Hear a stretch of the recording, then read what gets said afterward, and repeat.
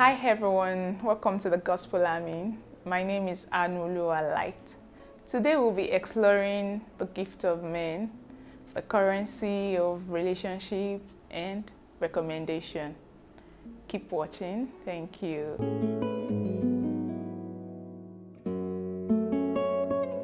Yeah, the gift of men.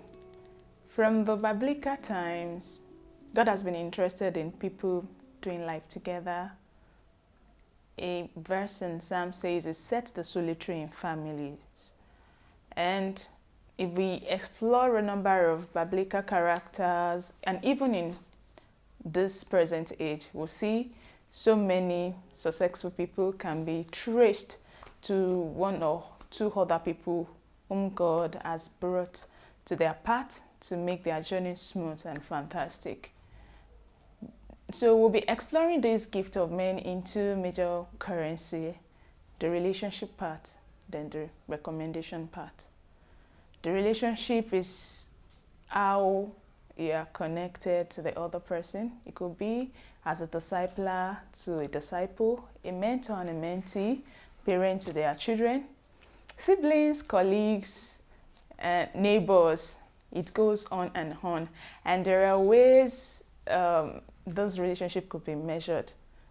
Is it a relationship that is based on humility from one party to the other, a show of integrity, respect, love, and proven records of honesty? It could be a number of those virtues or character that have been seen in the other person over time. Then relationship becomes solidified, and the bigger of the two could recommend the other person for opportunities. Now, in our part in life, how do we recognize this gift of men that God has placed in our journey? Because sometimes they don't always look like the person who will take us to the next level that God has in plan for us. What did Jonathan see in David that made his heart like head on to him and he loved him so much? What did Mordecai saw in his niece Esther and even prepare her for the pageant? If it were to be in the present day, he would probably have spent some amount of money to buy the form for her so she could compete with the other maidens in the land. So sometimes, just like the diamond in the rough, those gifts on our path, these gifts in our journey, are not recognizable at the first glance. It takes the Spirit of God to know those to work with. And I also think like no person should be taken for granted on this journey called life. When Joseph was with the other prisoners in the prison, he will have just been like a regular guy because he was a slave and a servant to Potiphar before he was sent to prison. But then in him lies the next prime minister of the country. So his garbs, his prison garbs do not matter. If you treat him right at that time, definitely.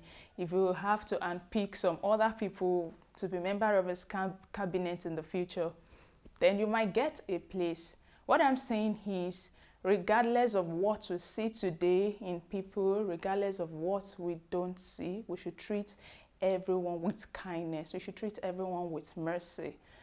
Like I said earlier, most of those gifts are like diamonds in the rough.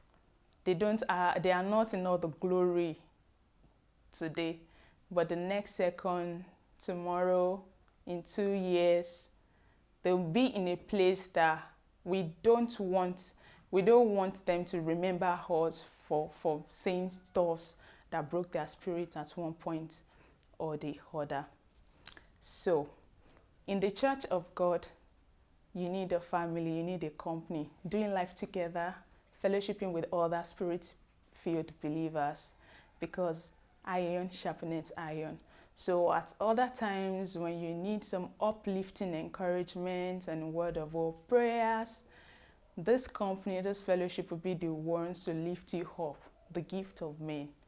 There are people saying prayers for friends, for neighbors, They are the gift that surrounds us. They are the gift that God has decorated our path in life with. And we should not overlook anyone. Justice, mercy, and kindness to everyone we come in contact with, because the relationship we give birth to the recommendation. Thank you for watching. Thank you for the attention. Till I come your way again, keep watching the Gospel Army. God bless you.